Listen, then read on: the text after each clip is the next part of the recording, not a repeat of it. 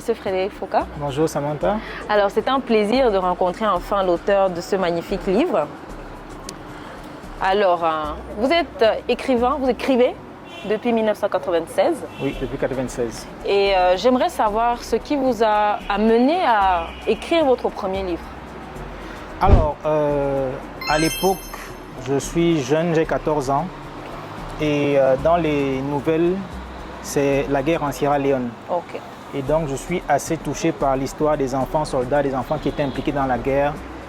Et comme ça, je décide de faire ma première nouvelle, parce que c'était une nouvelle, c'était même pas une œuvre complète, mais c'était une nouvelle en fait sur les enfants soldats. Donc, j'avais envie de raconter un peu, d'imaginer et de raconter la vie qu'ils mènent dans les camps et la vie en fait, la vie qu'ils ont et surtout l'absence d'avenir qu'ils n'auront pas. D'accord. Monsieur Foucault, merci beaucoup.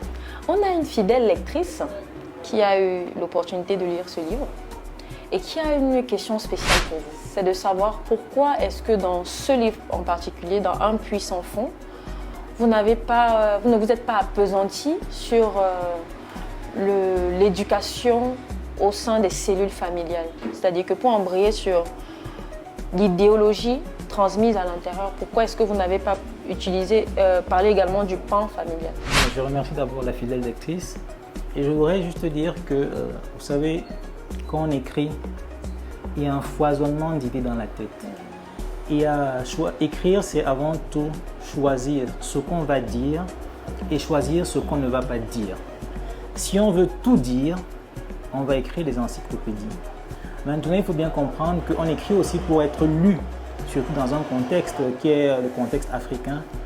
On écrit pour être lu et le livre doit être le plus digeste possible. Donc nous avons fait des choix. Mais en réalité, quand vous parcourez les 9, je dirais des 9 points, pas les 9 chapitres du livre, on se rend bien compte que en trame de fond, c'est une interpellation justement à une éducation différente au sein de la cellule familiale. Ce que je démontre, c'est justement quelles sont les conséquences d'une absence d'éducation au sein de la cellule familiale. Et forcément, la conséquence pour le lecteur, c'est de dire, pour que mes enfants,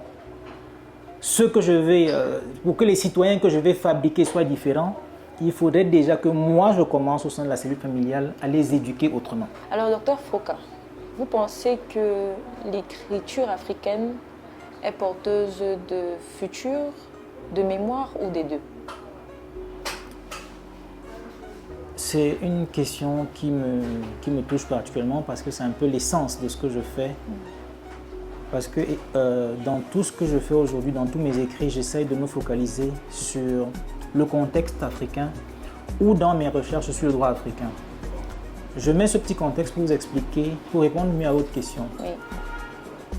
Pour bâtir le futur, on ne peut le faire que sur la mémoire. Donc, l'écriture africaine doit d'abord réécrire, redéfinir la mémoire pour ressortir son authenticité, pour ressortir sa vérité, parce que c'est la mémoire qui est en fait la fondation d'un futur meilleur. Donc, il faut reconstruire le narratif pour permettre justement aux jeunes générations de bâtir un futur sur une mémoire qui est mieux écrite et qui correspond à la vérité et à l'aspiration même des Africains dans une certaine authenticité. Donc, elle est porteuse des deux, mais la fondation reste la mémoire. Et sans fondation, on aura un futur très chancelant. Voilà les amis, nous arrivons à la fin de notre escale littéraire au sein de la DUE. Vous avez constaté que, même en plein travail, on a besoin de s'évader dans la lecture. Alors faites comme nous, prenez un livre d'un auteur africain et on se dit à très bientôt.